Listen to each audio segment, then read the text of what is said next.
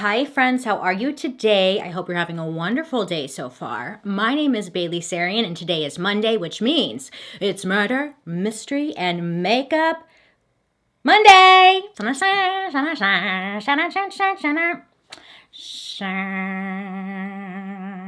Halloween edition. Okay, great. So last week, I forgot my theme song. I'm so sorry about that. We survived. I don't know how we did it, but we made it through. Great. Before we jump into today's spookylicious story, we do have a sponsor. It's Simply Safe. If you haven't heard of Simply Safe, let me tell you, it's an easy-to-use home security system that is completely customizable. Oh yes. Simply Safe helps you to design a security system that is best fit for you, and on top of that, they ship directly to your doorstep. No lengthy ordering or setup involved. They offer sensors to cover every window, room, door, plus lots of great extras like water sensors, smoke detectors, and doorbell cameras. From there, your home is professionally monitored 24/7, so if anything happens, Simply Safe's always on team. They will call authorities, ring, ring, hello, immediately. Thank you, Simply Safe. Thank you. So when you talk about true crime and murder as much as I do, it can definitely get you just a little paranoid. Some of the emails I get too, it's like, ooh, they's gonna kill me one day, you know? Thank you so much. Then you hear like a weird noise at the front of your door.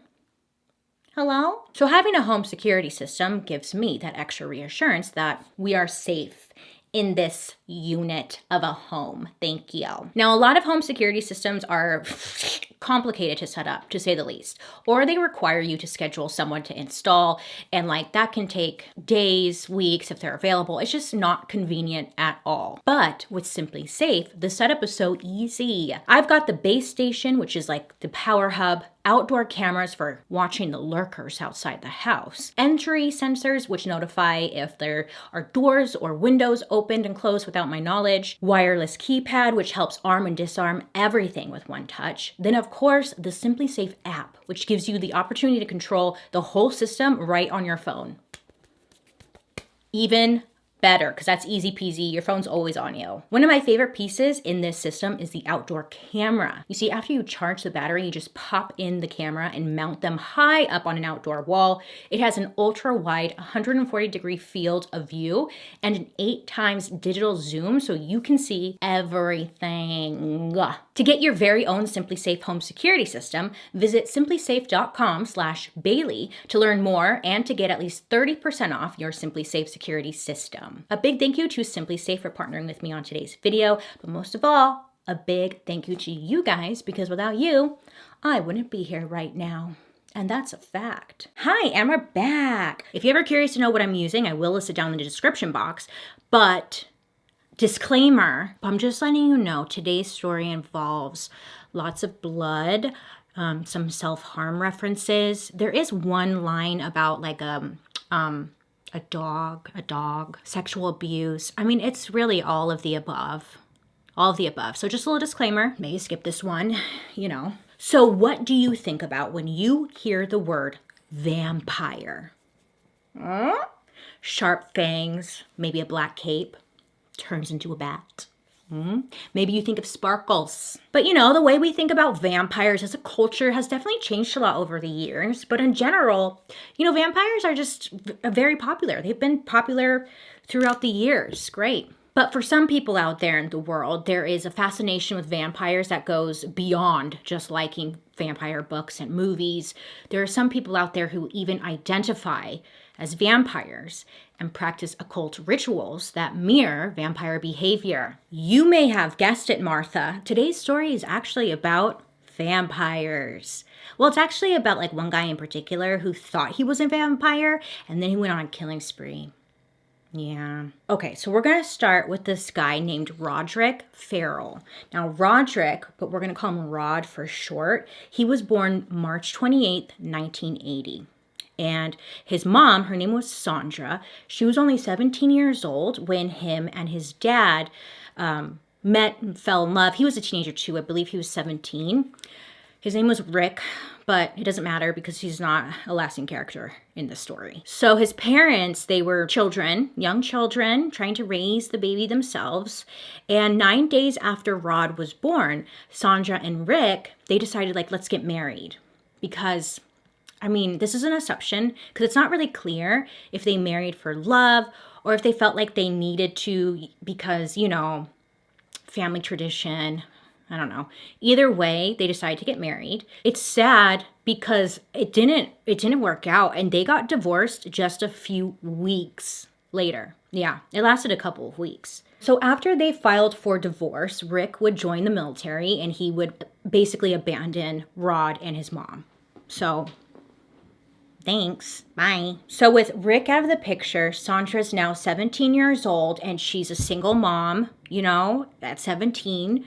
She doesn't really have anywhere to go. She doesn't have any source of income. So she decides, you know what? I'm going to move back in with my parents and help them. I mean, hopefully they can help me raise my child, you know? Sandra and Rod, they move in with Sandra's parents or Rod's grandparents to a town called Murray, Kentucky. They have a population around 17,000 at this time. So it's not really that large, but it's kind of a large city for Kentucky. So Murray has 3 city parks covering 200 acres and is home to Murray State University and also the National Boy Scout Museum. It also has one of the oldest theaters in the state of Kentucky. Now, I wish I could tell you today's story was all rainbow and sunshines, but as we know here, this is not the Rainbow and Sunshine show. It's not. Unfortunately, it's just all bad news. So they move in with Sandra's parents. Now, Sandra, again, she's only 17. I think she may have turned 18 at this point because as soon as she got 18, she got a job working as an exotic dancer and also a sex worker. So she would be gone working a lot of the time, trying to make money, and she would leave Rod alone with his grandparents. But it turns out that it just really wasn't the safest environment for Rod. You see, when Rod was 5 years old, there were reports that his grandfather, Harold, and his friends raped him while they were on a fishing trip. But it turns out that Rod wasn't his grandpa's first victim either. This man, this grandpa, had a history of sexually abusing people.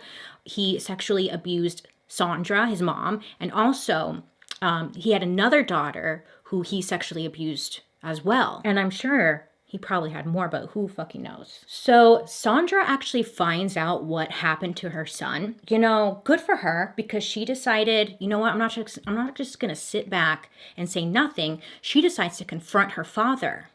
Good for her, you know, because that's, yeah, you get it. Good for her. So she goes to her father and it's not clear like exactly what was said, but she does confront him.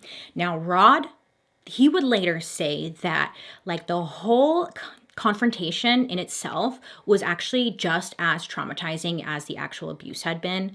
Again, it wasn't really said in great detail, like what happened, what was said, and what came from it, really. So despite that super toxic environment that came from living with Sandra's parents, Rod and Sandra would end up bouncing between living with them, living in different public housing situations, just moving around to different states. You know, nothing was really stable, and she just picked up and left pretty often. And then at one point, Sandra, she gets remarried and moves to Michigan with her new husband.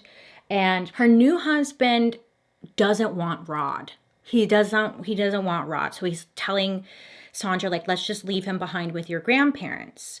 Now, I guess before leaving, this new husband tells Rod, we're never coming back. That's what he tells him. He tells the little boy this, right? So this little boy is like, oh, great, you're never coming back and you're leaving me, because they're going to leave him with his grandparents, the ones that are abusing him. So I'm sure, I don't know, just, it's not great.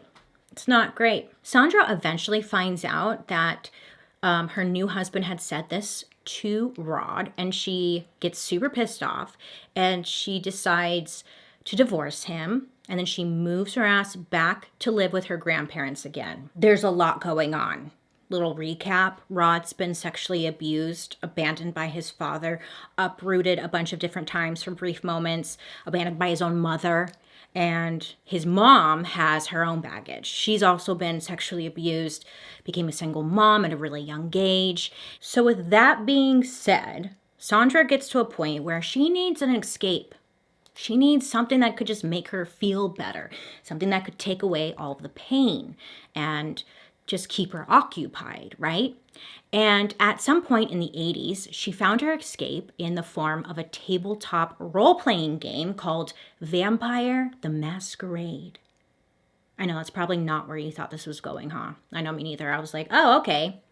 I would have put my money on drugs or alcohol, but good for her. Good for her. Board games. So if you haven't heard of this game, because I sure didn't, it's basically like Dungeons and Dragons, but with vampires instead of dragons or dungeons. So Dungeons and Dragons first came out in 1974, and at this point in our story, we're in like the early 90s.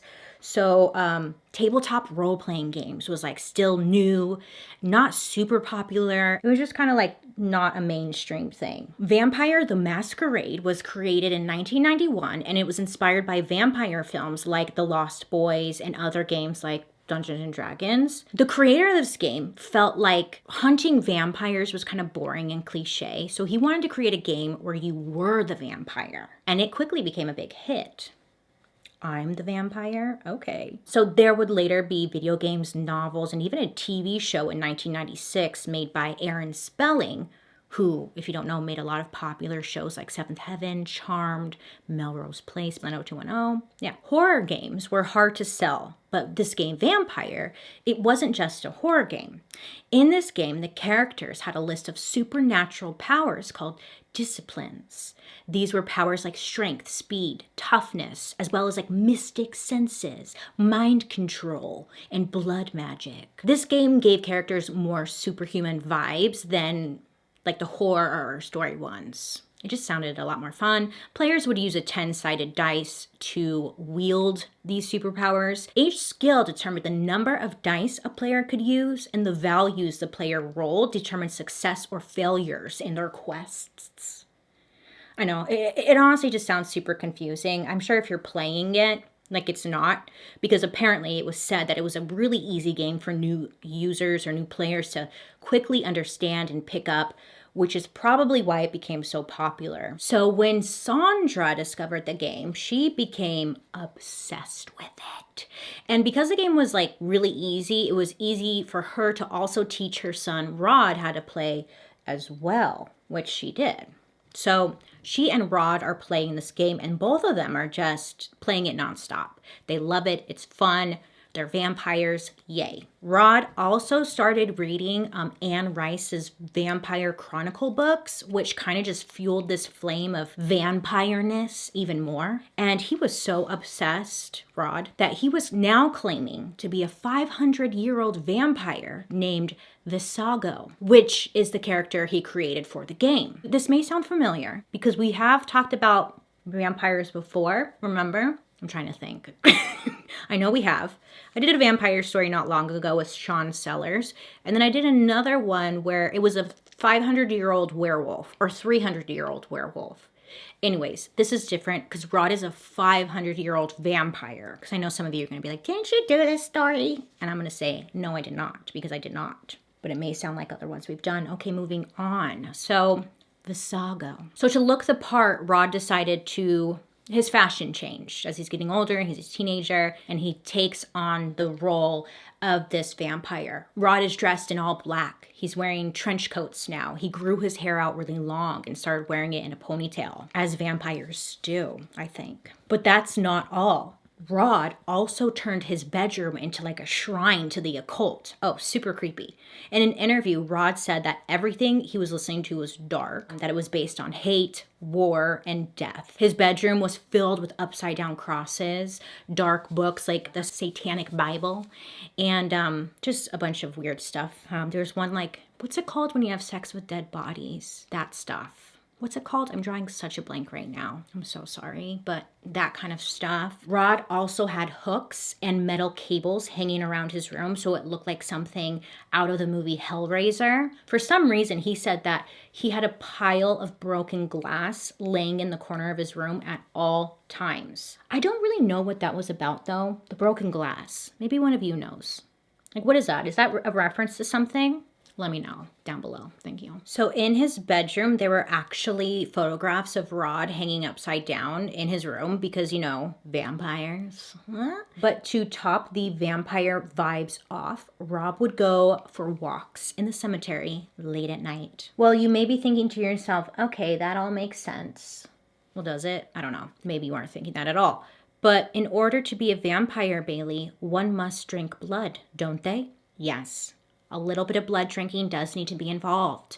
So there was this guy that Rod met in school, and his name was Steven. Now, Steven was also super into vampires. Yeah. He was like, oh my God, yeah, me too. I don't know. They were both super into vampires, right? Both into the occult. And both kids came from broken homes and were not the most financially stable. Because of this, it's believed they had something to bond over. Steven said that they bonded because Rod had the same views and same principles in life. Something about like they both agreed, kill or be killed. Like very dramatic, as teenagers are, you know? So to this kid, Steven, Rod was like a reflection of himself, right? And he said that the feeling would send chills through his entire body because he finally found his spiritual person. I mean, it's good to find friends and all, but you know, these guys took friendship to a whole different level, I guess you could say that. So about a year and a half into their friendship, Steven finally decided, I'm going to bless you and turn you, Rod, into a vampire. You could say things were moving pretty quickly. But how does one turn someone into a vampire, you might be wondering? Well, according to Steven, Rob met him at a tombstone, and they called this tombstone the birthplace. And they did a ritual. So during this ritual, you would bust out like a regular razor blade and cut the upper arm. And after they cut themselves, Steven would make Rod drink his blood, either until he had enough or until the blood stopped bleeding. And then he would do the same, like a little much. Like, I'm not that desperate to be your friend, but now Steven referred to himself as a quote unquote responsible vampire because to him, like, he tried to teach Rod that blood should only be taken for survival. And he would go on to say, quote, giving blood as a gift is one of the most precious gifts you can give someone. It is a total commitment. There is no turning back once this is done, end quote. But Rod kind of like disregarded that lesson. You'll soon find that out. But it turned out that Rod's mother, remember Sandra, she didn't really have a problem with this whole vampire thing. You know, she's like, oh yeah, he's dressing up, being all kind of different and stuff. But you know, he's fine. Like one day she had found Rod in his bedroom with some friends and they were cutting their arms with a razor blade. I guess there was like blood everywhere. And Sandra like walked in and was like, oh, boys will be boys. Am I right? You know, don't forget to clean up. So yeah, I mean, it turns out the reason that Sandra was so relaxed about it was because she too was super wrapped up in this vampire lifestyle. She referred to herself as Sta, Mistress of the Dark, after an Elvira movie character. And she would dress up. The whole house was like vampire themed.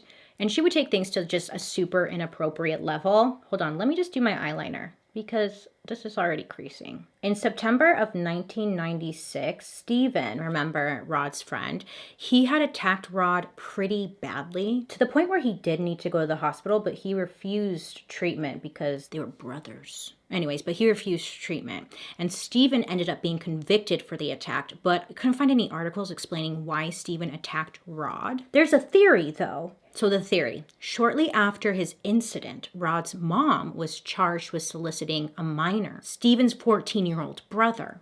Apparently, allegedly, Rod's mom, Sandra, she was writing him love letters, his 14-year-old, and was begging him to help her cross over and make her his vampire bride.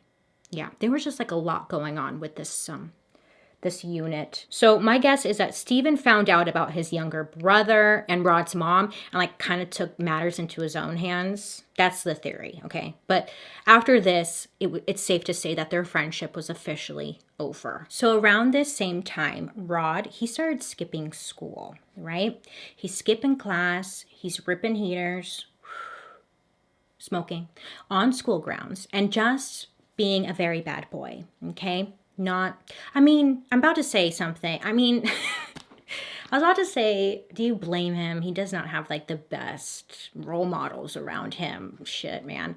Anyways, he's just not being a great kid. And he came across this other kid at school who were kind of like him. There's the bad kids, right? And they kind of all got together. It was like a sense of community. All the misfits like him kind of gathered together, and Rod became this leader, teaching them about his vampire lifestyle. Hey, like, look at me, like, I'm a vampire. Don't you want to be like me? We have the same background. Being a vampire, super cool. You get to do vampire stuff. Like, it's cool, you guys. Be a vampire with me. And he welcomes these misfits into his vampire clan. One of the kids he welcomed into his vampire clan was a kid named Howard Anderson. Now, he was only 16 at the time. I just need to get this eyeliner on because I just messed up my eyeliner.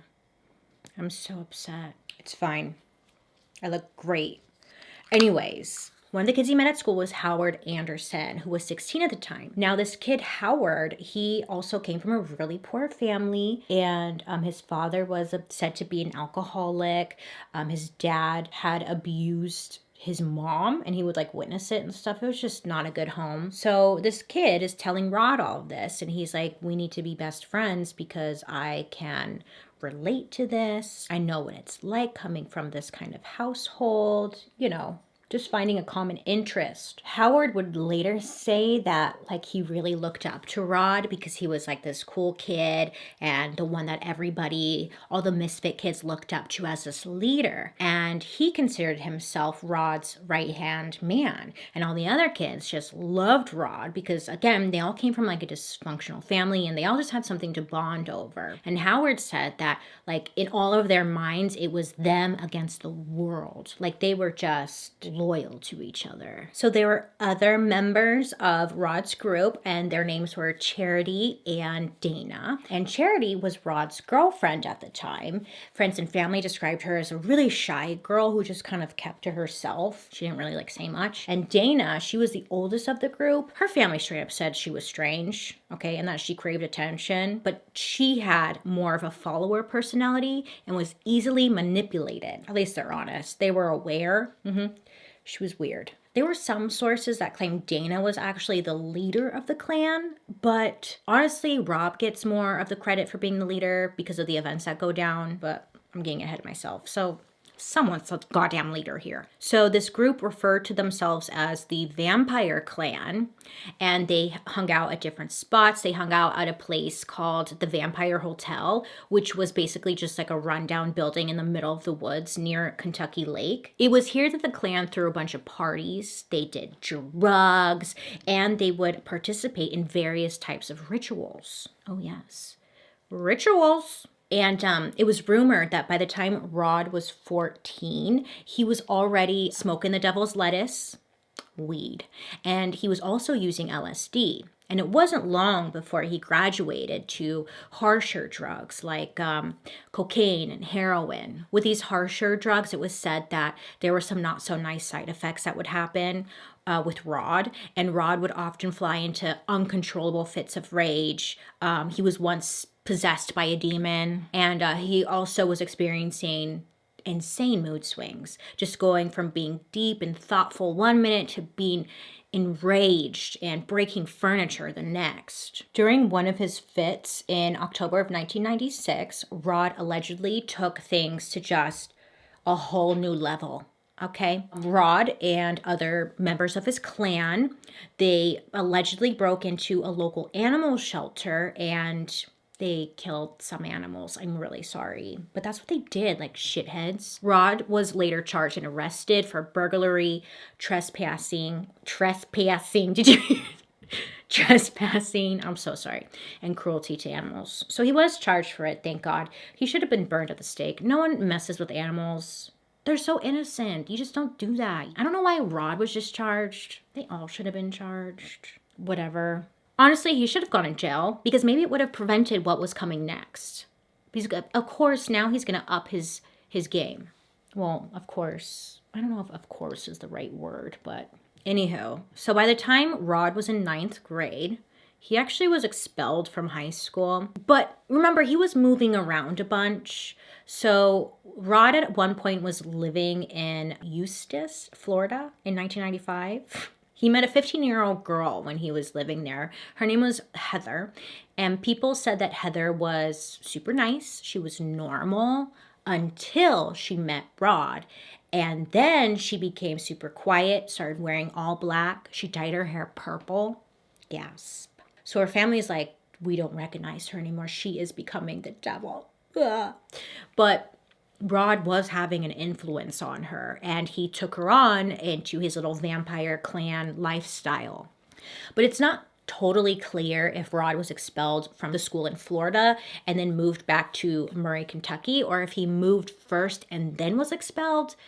It's kind of irrelevant, but that I'm just being honest. I don't know what came first. So he met that girl, Florida, Heather. Great. But now he's back in Kentucky with his grandparents and stuff. So he's remaining friends with the girl, Heather, in Florida, and they're talking on the phone all the time. Now, Rod would get in trouble because he would run up like a $850 phone bill for talking with her nonstop. Back then, long distance phone calls were very expensive, okay? So he was talking with her all the time. He racked up a pretty big bill, to say the least, okay? And it was strange because Rod had a girlfriend at this time. Yeah, he had a girlfriend at this time, Charity, I think I said her name was. And he was talking with Heather nonstop. But it is what it is. So in the spring of 1996, Rod and Heather are on one of their super long phone calls. And I guess at some point, Heather tells Rod, like, my parents are abusing me. Like, I wish you can come and rescue me. Now, we don't really know if this is true or not. I like to think that she's not lying, but this is what she tells Rod. And I guess this was like music to Rod's ears. Okay, it seemed to awaken something deep inside of him. Maybe it was because Rod was triggered by the thought of Heather being abused, which reminded him of his own abuse, or maybe it was something else. But for whatever reason, Rod was now on a mission to save his damsel in distress, Heather. Okay. At this point, he was already planning a trip to New Orleans because apparently there was this video arcade out there that he really wanted to go to. So he was like going to take his vampire clan out there and they were going to go to this video arcade game. Great. So he tells his clan, hey, we're going to make a pit stop in Florida to rescue Heather first. If you look at a map, maybe you're like me and you're like, I don't think you can make a pit stop in Florida when you're going to New Orleans from Kentucky. But okay. Kids, you know, they're just wild imaginations. Get off. I hate when that happens. Why do you do that? Okay. So sometime during the middle of the night on November 23rd, 16-year-old Rod, his 16-year-old girlfriend, Charity, 16-year-old Howard, and 19-year-old Dana would all get into an old like Buick Skyhawk and they hit the road. So they were driving a 750-mile drive from Murray, Kentucky to Eustis, Florida. 750-mile drive. Road trip. Again, making a pit stop in South Florida before going to Louisiana somehow makes sense to them. But okay, sure, okay. Anywho, so the gang ends up going to Florida and they meet Heather. And in the early morning of Monday, November 26, 1996, they head to the local cemetery where Rod officially, quote unquote, makes Heather a vampire in the official blood drinking ceremony. Now, with this, Heather finally crosses over and she is now a vampire. She is one of them. And now they're on their way to go to New Orleans to this video game place, because that's what vampires do. They play video games to celebrate. So they head on the road. They're heading out to New Orleans. Now, the drive it does not go smoothly. Of course it does not. Because when does a long drive ever go smoothly? Never. Great. So they head off from Heather's, and the first thing that happens, like not even far away, was that they got a flat tire. Now, they get stopped by a police officer, like asking the kids where they're going. They smelled something funny from the vehicle, and it freaks the kids out, but there's like nothing really comes from it. On top of that, when they were doing the vampire ceremony, Rod took LSD, so he's kind of like tripping balls. So the whole thing is just making him a little funky fresh. And he's driving, which is even better. Note my sarcasm. So yeah, the LSD is probably not working with him. It's probably working against him. So the cop ends up like questioning them. They're not really, well, they just ate some blood. But like, there's nothing really to get them for. Anyways, so cop leaves. And the kids decide that they need a different car. I don't know. They were like, we need a different car. Because I guess, according to Rod, being stopped by the police means like they're on the police's radar. So they need to get into a different vehicle ASAP because the police are onto them. Rod is just extremely paranoid. So everyone's like, yeah, we need a different car, you know? Oh my God. Yeah. So they decide like, hey, we're not far from Heather's house. And Heather was like, my parents have another car. It's a Ford Explorer. We could just steal it. You know, we could just steal my parents' car.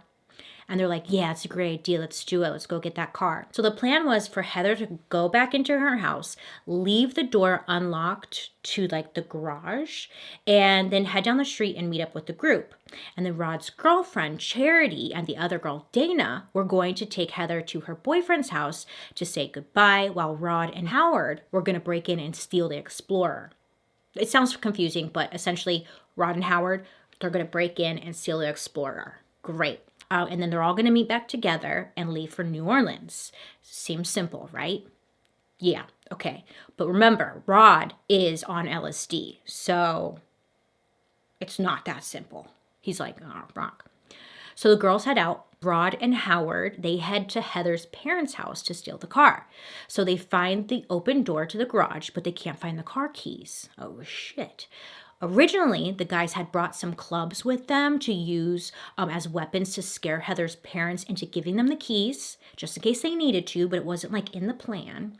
But once they were inside the garage, Rod ends up finding a crowbar and decides like that's a way better weapon than this like little club I brought. So he ditches that and he grabs the crowbar and like goes into the house. So the first thing Rod and Howard do when they get into the house is they rip the phone off of the wall so no one can call for help. Because remember, well, it's 1996. Like landlines, that was it. So they ripped that off of the wall.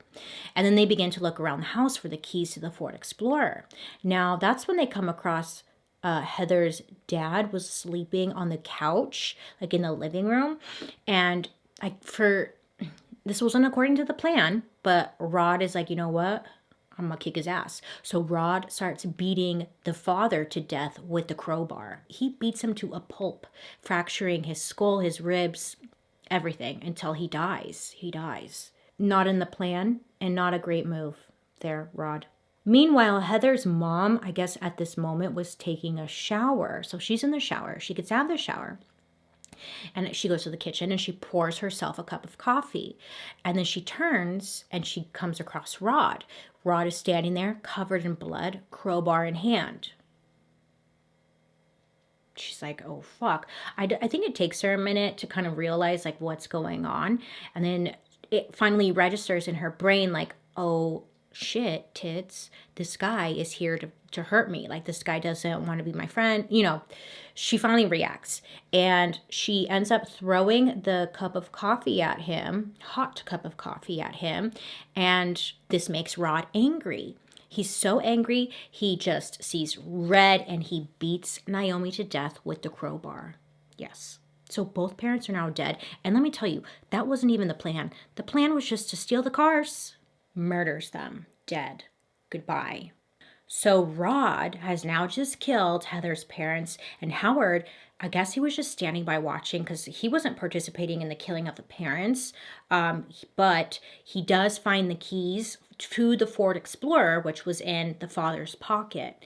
And so they're like, hey, while we're here, let's just steal some credit cards and some jewelry, and that can like help us fund our trip. So they do that. So they rob them too. Before they take the car and go, Rod and Howard do one last thing.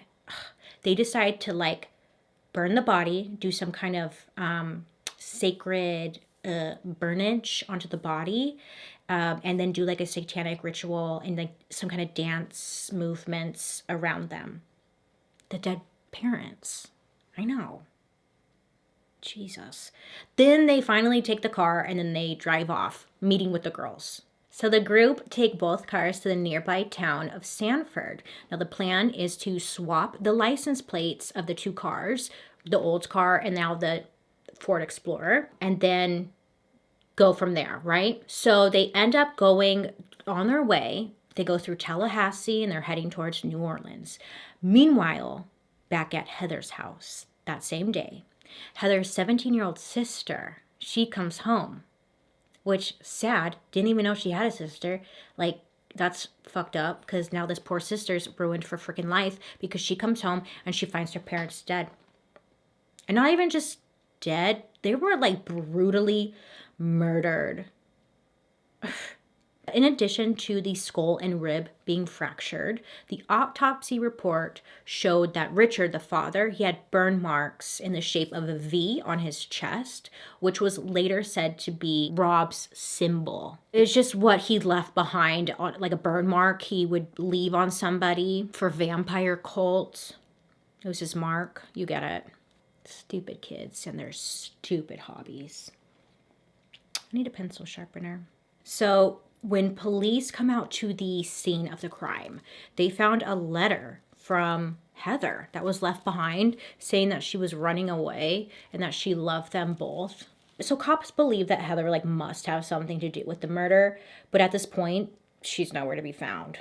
So the gang is on the road, and after 4 days, they stop in Baton Rouge, Louisiana. The day that they stop is Thanksgiving Day, and the group is running low on cash. So Charity decides it's a good idea to call her grandmother, who lives in South Dakota, and like asks her for money. However, Grandma suspects that something is not right. You know? She thinks something's up, but she tells Charity, like, sure, honey, I'll wire you some money. Go stay at the Howard Johnson Hotel and I'll have the wire transfer sent there. And Charity's like, great, thanks, Grandma. You know, like, we'll go there now.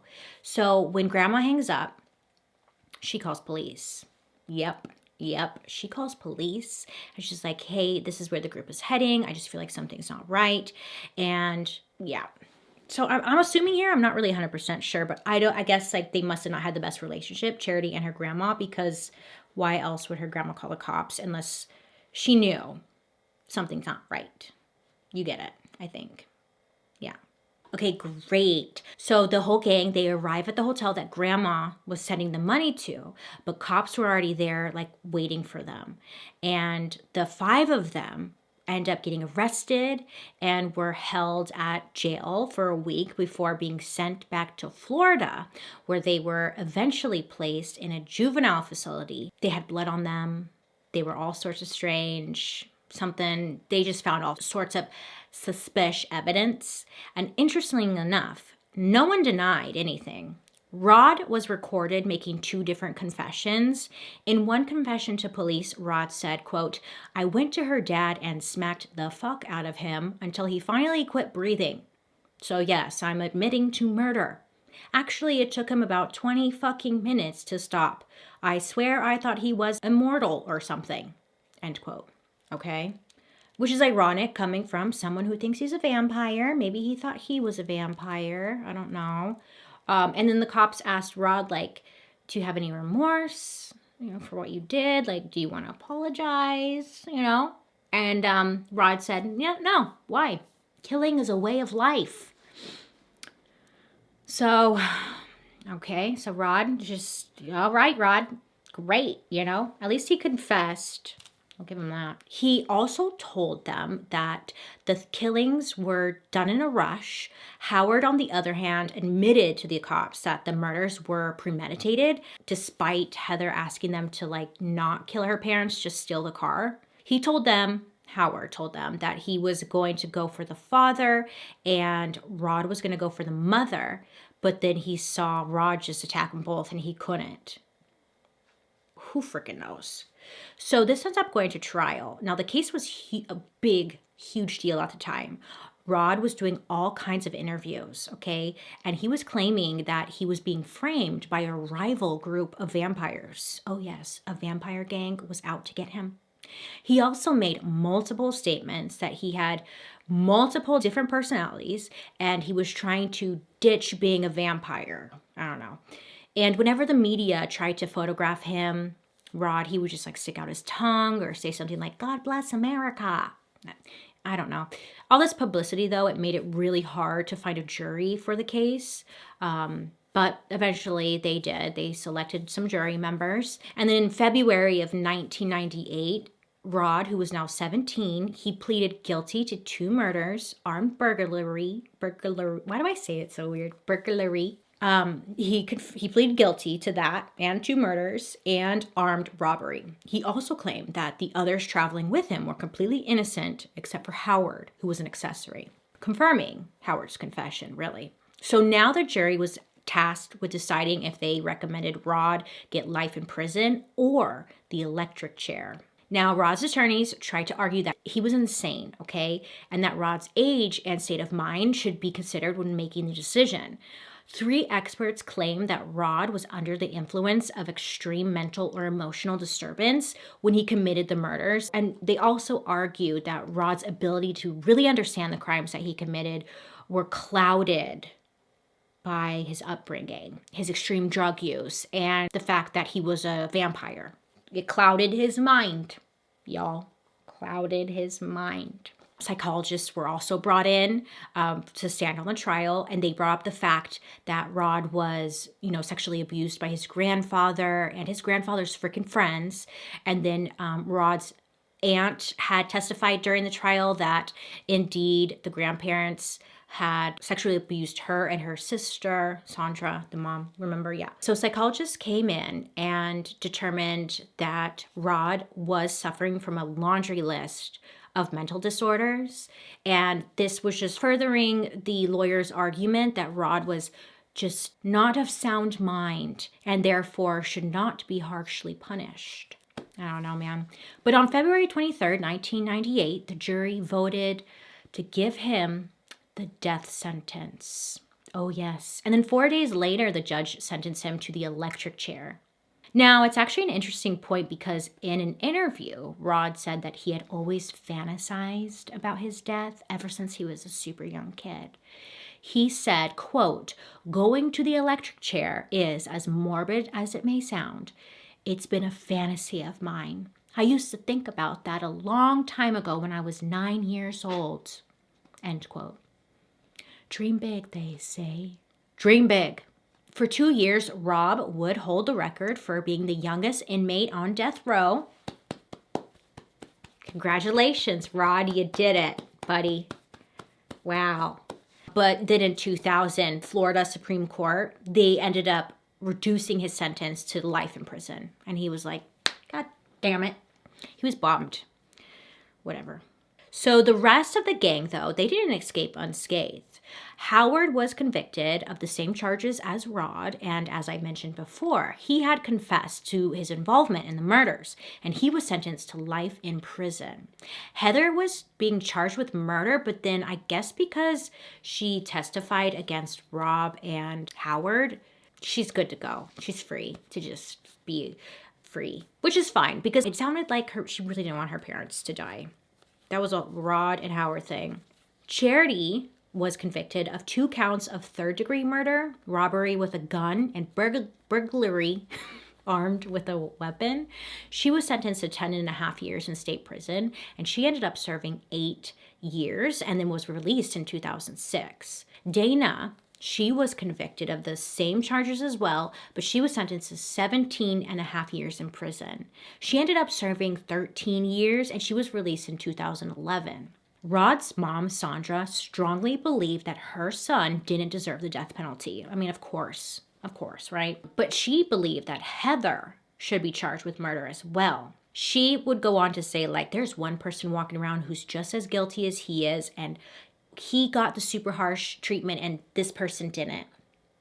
She's just like really upset that Heather got to walk away scot-free pretty much. Yeah, so she's really pissed about that. So during Rod's trial, Sandra took the stand, but her testimony was just all over the freaking place and it did not look good, Sandra. It was not helping anybody. She claimed that her involvement in vampirism was over-exaggerated. But then later, she turned to reports during a break and said, like, I'm a vampire and we live forever. I will never die. So she was very flip-floppy on whether or not she's a vampire. She also said she was upset by the way that the media was portraying her and also how the psychologists during the trial were portraying her, okay? She was like, I am not a vampire. I'm just trying to help my son. Sandra would later claim that she changed and she is no longer mentally ill. She is cured. So good for her, I guess. I don't know. After the murders and after the trial, Sandra would go on to auction off everything that belonged to Rod, including art projects that he made as a kid, photos, stuff from his room, his ashtray, and she was just kind of milking it. Because you know those people who are like obsessed with murder and stuff? And, well, not me. I wouldn't buy it. Anyways, you know those people out there who like want to buy all the... She was auctioning it off to them. You get it. So she was making some money, you know? It's just so stupid. Is that against the law? Excuse me. Okay, sorry. After the story of Rod's crime hit the newsstands, other details began to surface about the blood-drinking teen cult that her son was a part of, and the neighborhood Sandra, was living in. They all signed a petition behind her back asking her to leave, that she needed to move away because it was a bad look for their community. So Sandra, she ended up packing up her stuff and pretty much just making a new life for herself. She started a jewelry business and she moved back in with her mom to take care of her. Her father was diagnosed with dementia and would stay in a home, be taken care of.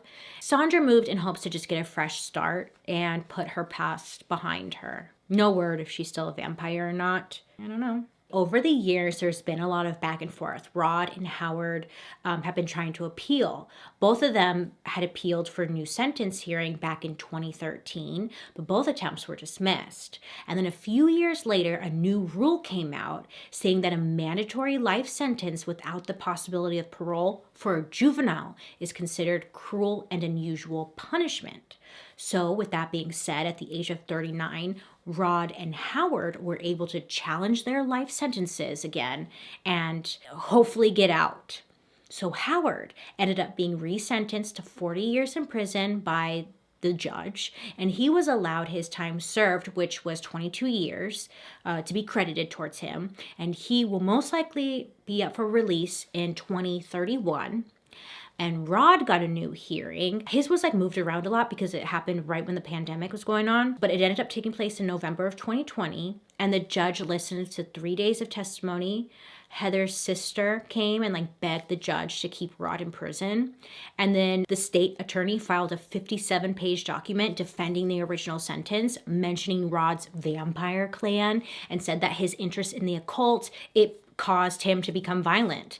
And Rod would make his own statement that claimed Heather told him that her father was sexually abusing her. And because of that and his own history, he felt like he had to do something.